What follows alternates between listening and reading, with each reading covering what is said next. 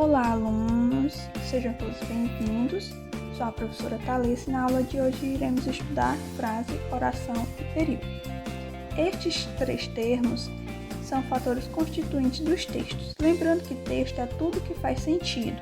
Logo, para construir o texto, tanto na oralidade quanto na escrita, é preciso das frases, das orações e dos períodos. Um leva ao outro. E embora muitas pessoas usem esses termos como sinônimos, eles apresentam conceitos diferentes. Então, vamos conhecer cada um deles agora. O que é frase? Frase é todo enunciado linguístico que tem sentido completo e termina com a pausa pontuada. Então, as frases elas são marcadas por entonação, que na escrita ocorre com o recurso dos sinais de pontuação. Logo, sem a pontuação, as frases elas passam as palavras, né, elas passam a ser apenas vocabulários soltos. Então, portanto, é importante que os sinais de pontuação que as acompanham auxiliem no processo de expressar o sentido de cada uma delas. Então, as frases elas são classificadas de dois tipos, em nominais e verbais, certo? Na nominal, como o próprio nome já diz, vem de nome, ou seja, nessa frase não há a presença de verbos.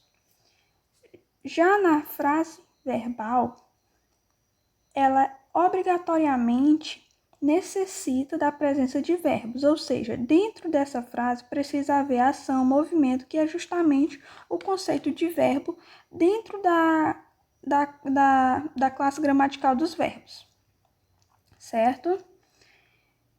Na frase, que dia lindo, tá? Temos o pronome que, o substantivo dia e o adjetivo lindo. Ou seja, não há a presença de verbo, não indicou a ação. Resumindo, quando em uma frase não haver a presença de verbo, ela será nominal, certo? No exemplo 2, o dia está lindo. Aqui nós temos o artigo o substantivo dia, o verbo estar e o adjetivo lindo. Logo, na frase há a presença de verbo, que é o verbo estar. Então, a partir do momento que há a presença de um verbo ou de mais de um verbo, essa frase passa a ser verbal, certo? Logo, fica entendido que não é necessário, haver verbo na formação de uma frase quando o que foi enunciado tem sentido completo. Então, o verbo ele servirá apenas para diferenciar se a frase é nominal ou verbal. Alguns exemplos de frases são silêncio, e agora José, choveu, não sei o que dizer. Então, aqui vocês podem observar que todas essas frases têm sentido completo e que elas terminam com a pausa pontuada. Tipos de frase. Frases declarativas. Então, nas frases declarativas, o emissor da mensagem ele constata algum fato de maneira afirmativa ou negativa, tá? E nessas frases, elas sempre levam um ponto final. Exemplos: o curso termina esse ano. É uma frase afirmativa. O curso não termina esse ano. Frase negativa. Negativa porque temos, o não, que dá essa ideia de negação. Frases interrogativas. Então, nas frases interrogativas, o emissor da mensagem ele interroga sobre algo de forma direta ou indiretamente. Exemplos: você quer comer? Pergunta direta. Então, na interrogativa direta, são sinalizadas com ponto de interrogação. Gostaria de saber se você quer comer. Pergunta indireta. Então, por que indireta? Porque ela termina com ponto final, certo? Frases exclamativas. Então, o emissor da mensagem manifesta emoção surpresa. E nessas frases, elas sempre são sinalizadas com ponto de exclamação. Vejamos os exemplos. Nossa, que lindo! Puxa vida! Frases imperativas. O emissor da mensagem emite uma ordem, conselho ou pedido, seja de maneira afirmativa ou negativa. E nessas frases, levam ponto final ou de exclamação. Vejamos os exemplos. Faço o almoço, desista. Afirmativa. Não faço o almoço, não desista. Negativa. Frases optativas. O emissor da mensagem expressa o desejo sobre algo. Exemplo. Que Deus te acompanhe. Muitas felicidades nessa nova fase. Que dê tudo certo. Nessas frases são sinalizadas com ponto de exclamação. O que é oração? A oração é um enunciado que se organiza em torno de um verbo ou de uma locução verbal. Elas podem ter ou não sentido completo. Exemplos. Acabamos finalmente, é provável, levaram tudo, estamos indo. Dependendo da relação sintática estabelecida, as orações elas podem ser classificadas de duas maneiras. Em orações coordenadas, que são orações independentes, onde não existe relação sintática entre elas e por isso possuem um sentido completo. Exemplo: fomos para o congresso e apresentamos o artigo. Então, a primeira oração é fomos para o congresso. E a segunda oração, apresentamos o artigo. Então, são duas orações porque possuem sentido completo, ou seja, são orações independentes, orações coordenadas, pois não necessitam uma da outra para possuírem sentido. E em orações subordinadas, que são orações dependentes, onde uma está subordinada à outra e, por isso, sozinhas não possuem sentido completo. Exemplo, é possível que Amanda não faça a prova. Então, a primeira oração é possível, e a segunda oração, que Amanda não faça a prova. Ou seja, quando separadas, elas perdem o sentido. Por isso, são orações subordinadas. Logo, necessitam estar juntas para possuir um sentido completo. Termos essenciais da oração. Então, as orações, elas são estruturas em torno de um sujeito e de um predicado, que, por isso, são chamadas de termos essenciais da oração.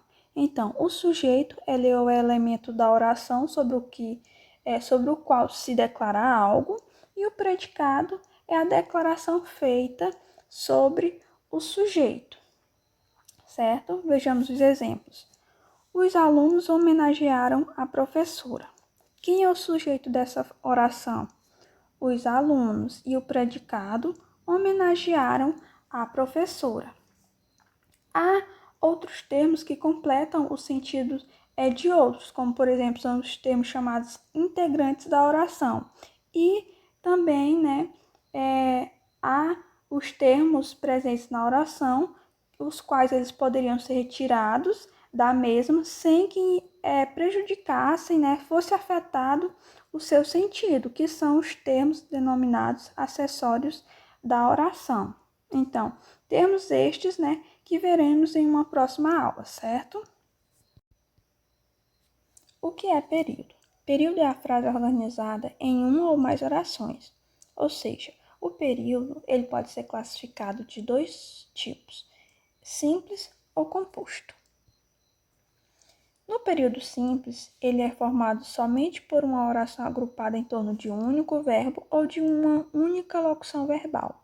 Quando isso ocorre, o período é denominado de oração absoluta. Então, mais à frente, iremos conhecer o que é a locução verbal. Exemplos de períodos simples. Estamos felizes com os resultados, Faltam apenas alguns dias, talvez eu vá. Como vocês podem ver, esses períodos eles são formados apenas por um verbo destacado em vermelho. O verbo estar, faltar e ir. Período composto é formado por mais de uma oração. Nesse caso, a quantidade de orações é sujeita ao número de verbos ou locuções verbais. Exemplos de período composto: faça como eu pedi, não sei se tenho coragem, começou a gritar enquanto ele ia passando.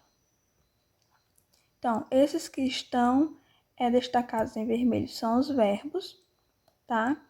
E nesse último temos uma locução verbal. Começou a gritar. Locução verbal.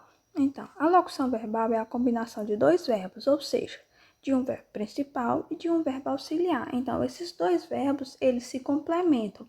Complementam o sentido da oração, da frase, tá? Então, eles são classificados de dois tipos, o verbo principal e o verbo auxiliar. Então, o verbo principal, ele vai aparecer em uma das formas nominais, infinitivo, gerúndio ou particípio. Já o verbo auxiliar, ele vai aparecer de forma conjugada.